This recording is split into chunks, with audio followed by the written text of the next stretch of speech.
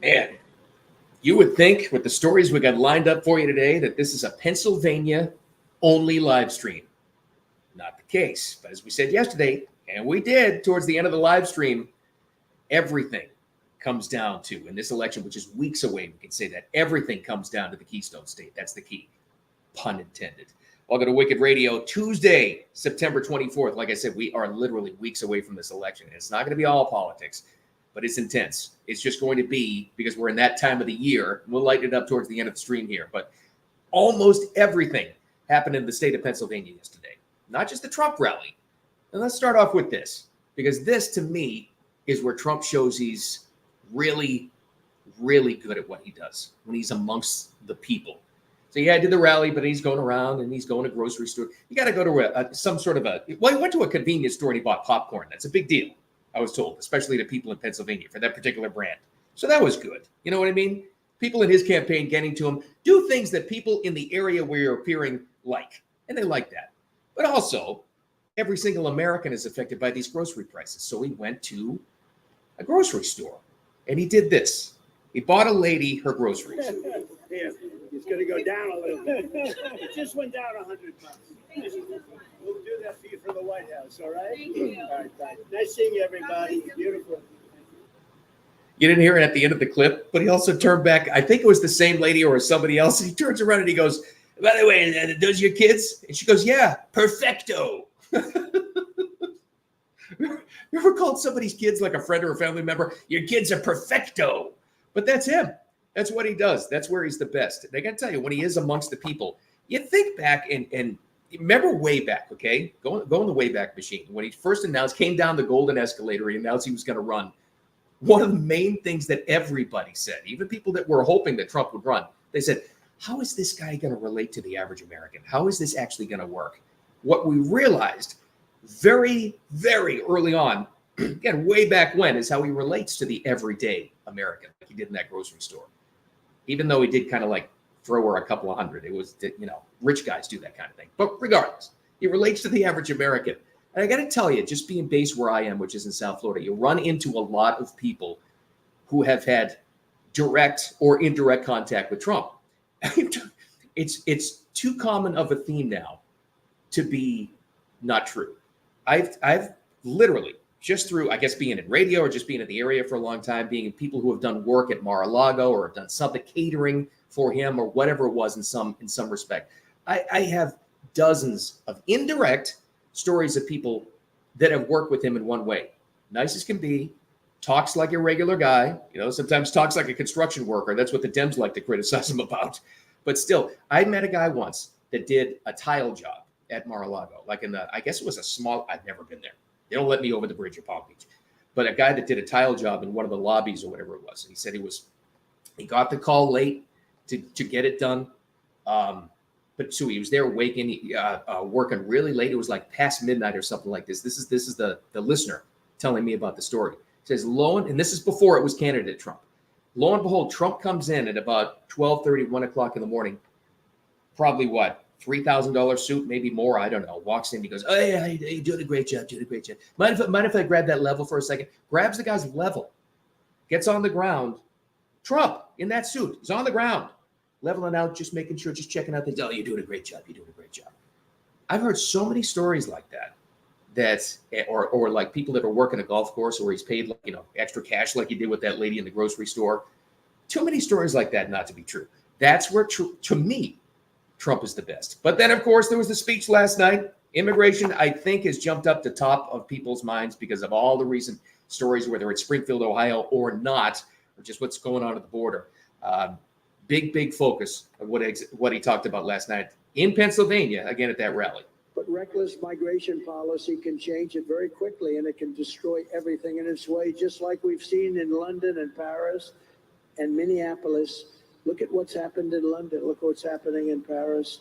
If Kamala Harris wins this election, she will flood Pennsylvania cities and towns with illegal migrants from all over the world. And Pennsylvania will never be the same. You will never be the same.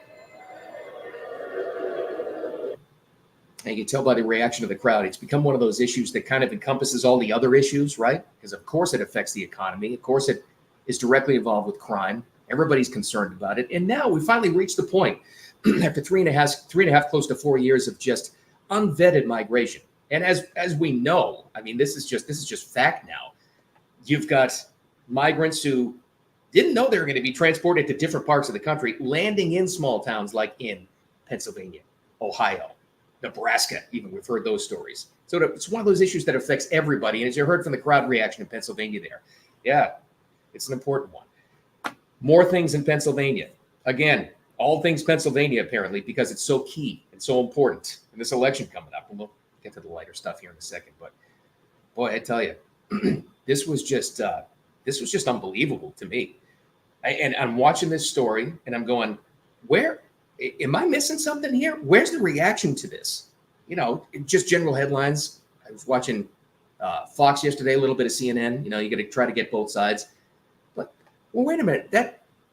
That's Josh Shapiro, the governor of Pennsylvania, a very important state. He's with Zelensky, Vladimir Zelensky. And they're signing. What is that he's signing? You know, I go now and I'm looking at the story and I'm kind of keying in on this. Is he signing artillery shells?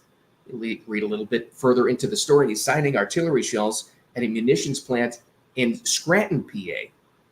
And then I think this was CNN that went to it because I'm like, there has to be something more to this. And they go to Zelensky and he's taking shots at, of course, Trump, as he always does, and J.D. Vance in Pennsylvania, as he's with the governor of Pennsylvania and some other politician. Who was that? Senator Casey was there with him too. Hold on a second. Am I like, and I'm not seeing any reaction to this, and I'm not seeing come in. I can't be the only one outraged by this for many different reasons. First of all, let's start with this. How does Russia take that? Well, no matter how you feel, take this out of the equation. No matter how you feel about Ukraine's war with Russia and vice versa and what's happening there, how do you feel as an American that you've got a foreign leader in Zelensky coming to a Pennsylvania plant, signing munition shells along with the governor of Pennsylvania? How does that, as we're getting closer and closer, as Trump likes to say, to World War III, closest possibly we've ever been, didn't we just take another half step towards that? That has to be a threat to anybody else that's at war with the country, with the guy that's signing the munition shells. And literally weeks before an election, the guy's taking shots at the politicians of the other side that's not supporting him. Okay. I was just sitting there stunned at what's going on. But what really shocked me was the lack of reaction to it. I guess it took a little while because there was a lot of reaction. This is back to the rally again last night in PA. Sean Parnell, veteran author. He's done a lot of media. He's got a big live stream podcast as well. He talked about it, thankfully, at the Pennsylvania rally last night. This is what he said about it. He was probably more outraged than me, which made me feel good about it.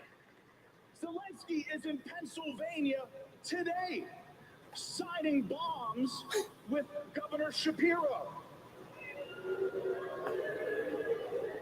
Zelensky is also attacking J.D. Vance in the biggest, most important battleground state in the country during an election year. Folks, if that ain't foreign election interference, I don't know what is. Thank you, Sean Parnell. Thank you for saying that, because I thought I was losing my mind. I mean, is there going to be any kind of a statement? Well, it's not going to come from the Harris-Biden administration, but some kind of a statement against this. So that made me feel better. And I think a lot of people in that crowd, because they were probably lined up, excuse me, to go see Trump that day, probably weren't even aware of that story until he told them about it. And then later on that night, again, this is amazing. Again, in Pennsylvania, Tucker Carlson had one of his appearances, arena-sized appearances. Huge crowds to see Tucker Carlson this speaking tour. I think Fox made a big mistake firing that guy. Drew in another several thousand people last night, probably over 10,000 in an arena. And Tucker brought it up. Here's what Tucker said about it. I actually don't really want to show up in somebody else's state and attack their politicians, because it's not my state or Commonwealth. But I saw a photograph of your governor, Josh Shapiro, standing with a foreign leader signing an artillery shell that is going to kill civilians in a country we're not at war with a grin on his face. And I had a couple of thoughts. I was disgusted by it, actually.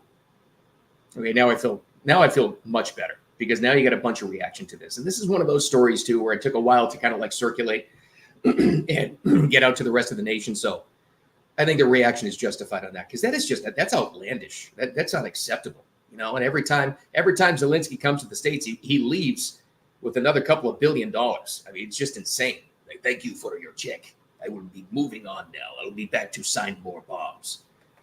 Not good at all. All right, again, told you these are pretty intense, dark stories, but that's the kind of thing that happens literally weeks before an election. And that's another beauty. How about this? And you got to focus the blame on the Department of Justice for this one. Remember that nutcase Ryan Routh, who was the attempted second assassination shooter from Trump International Golf Course in South Florida just a couple of weeks ago? Well, apparently he wrote a letter. Included in the letter was a bounty of $150,000. This is exactly what he said. I'm quoting from the letter here that was released yesterday. We'll get to the release in a second. This was an assassination attempt on Donald Trump, but I failed you. You? I will offer $150,000 to whomever can complete the job. Released in the letter. A portion of the letter released yesterday by the Department of Justice. First of all, didn't we hear that this guy was broke and wasn't making child support payments or something like that? Where does he have $150,000? And the second thing is, what is the Department of Justice doing releasing this letter? The mentally ill, which this guy clearly is, they take rhetoric and 9.5, close to 10 years of the Democrats and the Democrat-run media calling Trump a threat to your democracy, and he's actual Hitler, and he's going to take away your free speech, and he's going to be a dictator in day one. There's another one. All of these hoaxes, by the way, you heard on the second debate. They hear this stuff and they take it literally, and they can't see through the propaganda like you and I can. And the Department of Justice releases this, a bounty and a call for action, really, I should say, is what it is in this letter. And they release this thing instead of keeping this thing under wraps. Really? Unbelievable. Boy, that's another disturbing thing. Disturbing stories today, and I apologize for that. Here's a change of gears, but unfortunately no less disturbing. I will have a kicker story at the end of this thing. Let's get a Sean Diddy Combs update for you. This, of course, the rapper, the entertainer, the mogul, the producer. What else is he? Influencer, I guess. He's not having a good time. Not having a good time at the New York prison where he's made phone calls and I guess has made correspondence with his family. All kinds of kids too, I guess, which is unfortunate. It's hell on earth, this place where he's being held. Here's the official, if you haven't followed this, and it's tough to follow and it's gross, I understand that. Here's the official indictment that was unsealed last week. It's 3 crimes officially: racketeering, sex trafficking, and transportation to engage in prostitution. Oof. Real nice stuff, huh? Where's the update on this?